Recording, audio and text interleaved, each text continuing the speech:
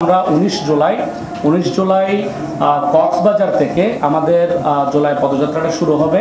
কক্সবাজার আমরা সকালে অবস্থান করব, এরপরে কক্সবাজার থেকে আমরা লাঞ্চ সেরে বিকেলে আমরা বান্দরবনের উদ্দেশ্যে রওনা দিব। 19 তারিখ বিকেলে বান্দরবনে আমরা আমাদের ওখানে এগুলো বান্দরবনের সংগঠক এবং কক্সবাজার সংগঠকরা আপনাদেরকে জানাবেন, আমরাও আপনাদেরকে লিখিত আকারে জানাবো। এটা আমরা সেন্ট্রালি ঘোষণা করে দিয়েছি কোনটা কোন দিন কোথায় যাব, বাট রোডম্যাপটা এইরকম হবে আমাদের। এরপর আমরা বান্দরবনে যাব, বান্দরবন যে কমপ্লেক্স অথবা বান্দরবন যে সদর, ওখানে আমরা পদযাত্রা করব। পদযাত্রা শেষ করে আমরা চট্টগ্রাম শহরে ব্যাক করব। আমরা চট্টগ্রাম শহরে রাতে স্টে করব। স্টে করার পরে এরপর দিন সকালে আমাদের কর্মসূচিটা হচ্ছে রাঙামাটি। জুলাই পদযাত্রা 20 জুলাই চট্টগ্রাম অঞ্চলে যে জুলাই পদযাত্রা কর্মসূচি বাস্তবায়ন হবে, সেখানে আমাদের হচ্ছে জাতীয় নাগরিক পার্টির কেন্দ্রীয় আহ্বায়ক নাহিদ ইসলাম আসবেন, আমাদের সদস্য সচিব আক্তার হোসেন আসবেন, জাতীয় নাগরিক পার্টির দক্ষিণাঞ্চলের মুখ্য সংগঠক হাসনাত আবদুল্লাহ, উত্তরাঞ্চলের মুখ্য সংগঠক সার্জিস আলম, আমাদের তাসটিম যারা, সামান্তা শারমিন এবং তাজনুমা জামিন সহ নাসির আবদুল্লাহ সহ জাতীয় নাগরিক পার্টির অন্যান্য সিনিয়র নেতৃবৃন্দ এবং একই সাথে চট্টগ্রামের দায়িত্বপ্রাপ্ত কেন্দ্রীয় নেতৃবৃন্দরা থাকবেন। আমাদের চট্টগ্রাম মহানগর উত্তর দক্ষিণের নেতৃবৃন্দ কর্মীবৃন্দ থাকবেন। আমরা এই পর্যায়ে হচ্ছে আমাদের রোডম্যাপটা ঘোষণা করার জন্য জুবায়ের হোসেন, আমাদের জাতীয় নাগরিক পার্টির কেন্দ্রীয় যুগ্ম মুখ্য সংগঠক জুবায়ের হোসেন আরিফকে অনুরোধ করছি। ধন্যবাদ সাংবাদিক বৃন্দদের, আপনারা খুব অল্প নোটিশে আমাদের সামনে উপস্থিত হয়েছেন। এটার জন্য আমাদের আপনারা জানেন জাতীয় নাগরিক পার্টি জুলাইকে কেন্দ্র করে আমাদের রাজনীতিটা এবং এই জুলাইকে রিডিফাইন করতে গিয়ে আমরা বারবার বলেছি 71, 47 সবগুলা আমাদের যে জাতীয় ইভেন্ট সবগুলোকে আমরা স্বীকার করে নিয়ে আমাদের একটা যে স্থিতিশীলতা, আমাদের যেটা হিস্ট্রিক্যাল জার্নি, এটাকে আমরা কবুল করি। ওটার একটা অংশ হিসেবে আপনারা জানেন জুলাই পদযাত্রা আমরা করতেছি। আমরা এই কর্মসূচিটার নাম দিয়েছি দেশ গড়তে জুলাই পদযাত্রা।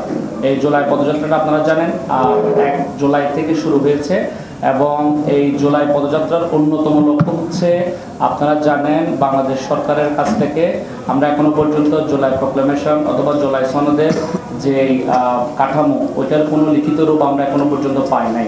আমাদের গভর্নমেন্টের কাছে, বর্তমান ইন্টারিম গভর্নমেন্টের কাছে আমাদের চাওয়ার জায়গা হচ্ছে, আমরা বাংলাদেশের যে 64টি জেলা, সবগুলো জেলায় আমরা পা ফেলে ওই সমস্ত অঞ্চলে মানুষের ভিতর জুলাই নিয়ে যে স্মৃতি, ওই স্মৃতিগুলো আমরা শুনবো এবং ওনাদের যে ভয়েস, ওনাদের যে ভাষা, এই ভাষাটাকে আমরা অনুবাদ করে, ওই ভাষাটাকে আমরা সংগ্রহ করে আমরা সরকারের কাছে পৌঁছে দিব এবং আমরা বলতে চাইবো জুলাই গণ অভ্যুত্থানের যে প্রোক্লামেশন, এই প্রোক্লামেশনটা জরুরত কেন জুলাই প্রোক্লামেশন ছাড়া সেকেন্ড রিপাবলিক বলতে আমরা যেটা বুঝাচ্ছি শেখ হাসিনা পরবর্তী গণ অভ্যুত্থান পরবর্তী যে বাংলাদেশের কথা আমরা বলতেছি, এই বাংলাদেশটা গঠন করা কেন সম্ভব না, এবং আমরা বারবার বলতে চাইবো জুলাই সনদ কেন সবচেয়ে বেশি দরকারি। ওটার একটা অংশ হিসেবে আপনারা জানেন পুরো বাংলাদেশের জুলাই পদযাত্রা শুরু হয়েছে এবং আপনারা গতকালের ঘটনাটা জানেন। খুবই দুঃখের সাথে আমাদের বলতে হচ্ছে, আমাদের যে নিয়মিত কার্যক্রম, এই নিয়মিত কার্যক্রমের অংশ হিসেবে জুলাই মার্চ আমরা ঘোষণা করেছিলাম গোপালগঞ্জে আমাদের জাতীয় নেতৃবৃন্দ, এনসিপির আহ্বায়ক থেকে শুরু করে 1/3 জাতীয় নেতৃবৃন্দ গোপালগঞ্জে পৌঁছেছিলেন এবং ওখানে সম্মেলন করেছিলেন, সম্মেলন শেষে বক্তব্য দিয়েছিলেন। কিন্তু আপনারা জানেন গোপালগঞ্জবাসীকে ক্রিমিনালাইজ করে যে একটা পলিটিক্যাল পার্টি নিষিদ্ধ সংগঠন ছাত্রলীগের নেতাকর্মীরা, আওয়ামী লীগের লিডাররা, আওয়ামী লীগের নেতাকর্মীরা আমাদের উপর ম্যাসাকারাস হামলা চালায় এবং আমরা এটার জন্য আওয়ামী লীগকে ইন্টারিম গভর্নমেন্টের যেভাবে ডিল করা উচিত ওভাবে ডিল করতেছেন না বলে মনে করি। এবং আমরা মনে করি ইন্টারিম গভর্নমেন্টের এটা একটা স্বরাষ্ট্র মন্ত্রণালয়ের একটা বিশাল ফেলিওর, এটা এইরকম একটা ইন্টেলিজেন্স ফেলিওর, এইরকম একটা ভয়াবহ বিপর্যয়, এই যে ব্যর্থতা, এটার দায় কখনো ইন্টারিম গভর্নমেন্ট এড়াতে পারে না। এটার জন্য আপনারা জানেন পুরো বাংলাদেশে আমরা প্রথমে বিক্ষোভ এবং ব্লকেট কর্মসূচি দেখেছিলাম, এর পরবর্তীতে আমরা ব্লকেট জনদুর্ভোগের কথা ভেবে ব্লকেট কর্মসূচি উঠিয়ে দিই এবং বিক্ষোভ কর্মসূচি পালন করি। আপনারা জানেন গতকাল চট্টগ্রামও বিক্ষোভ কর্মসূচি চালিয়ে গিয়েছিলাম আমরা। তো এই যে গোপালগঞ্জের ইস্যুটা আমরা মনে করি এটা ইন্টারিম গভর্নমেন্টের একটা ন্যাশনাল চরিত্র হয়ে দাঁড়িয়েছে। ইন্টারিম গভর্নমেন্টের ব্যর্থতার ব্যাপারগুলো এত বেশি চোখা হয়ে উঠতেছে, আমরা আমাদের গণঅভ্যুত্থানের ফসলটা কাদের হাতে তুলে দিয়েছি এটা নিয়ে আমরা নিজেরাই এখন চিন্তিত, আমরা নিজেরাই এখন রিথিং করতে বাধ্য হচ্ছি।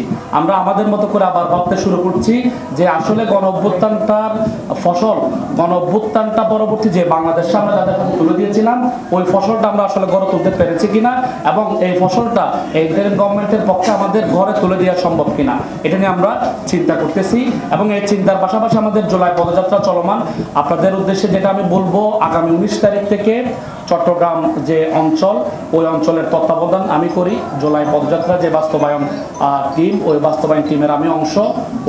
ওইটার অংশ হিসাবে আমরা 19 জুলাই কক্সবাজার থেকে আমাদের জুলাই পদযাত্রাটা শুরু হবে। কক্সবাজার আমরা সকালে অবস্থান করব, এরপরে কক্সবাজার থেকে আমরা লাঞ্চ সেরে বিকেলে আমরা বান্দরবনের উদ্দেশ্যে রওনা দিব। 19 তারিখ বিকেলে বান্দরবনে আমরা আমাদের ওখানে এগুলো বান্দরবনের সংগঠক এবং কক্সবাজারের সংগঠকরা আপনাদেরকে জানাবেন, আমরাও আপনাদেরকে লিখিত আকারে জানাবো। এটা আমরা সেন্ট্রালি ঘোষণাও করে দিয়েছি কোনটা কোন দিন কোথায় যাব, বাট রোডম্যাপটা এইরকম হবে আমাদের। এরপর আমরা বান্দরবনে যাব, বান্দরবন যে কমপ্লেক্স অথবা বান্দরবন যে সদর, ওখানে আমরা পদযাত্রা করব। পদযাত্রা শেষ করে আমরা চট্টগ্রাম শহরে ব্যাক করব। আমরা চট্টগ্রাম শহরে রাতে স্টে করব। স্টে করার পরে এরপর দিন সকালে আমাদের কর্মসূচিটা হচ্ছে রাঙামাটি। আমরা রাঙামাটি যাব, সকালে আমরা রাঙামাটির দিকে রওনা হব। রাঙামাটির যে বিভাগীয় অথবা যে জেলা শহর, ওই জেলা শহরে আমরা পদযাত্রা করে ওখানে লাঞ্চ সেরে আমরা চট্টগ্রাম শহরের উদ্দেশ্যে রওনা দেব।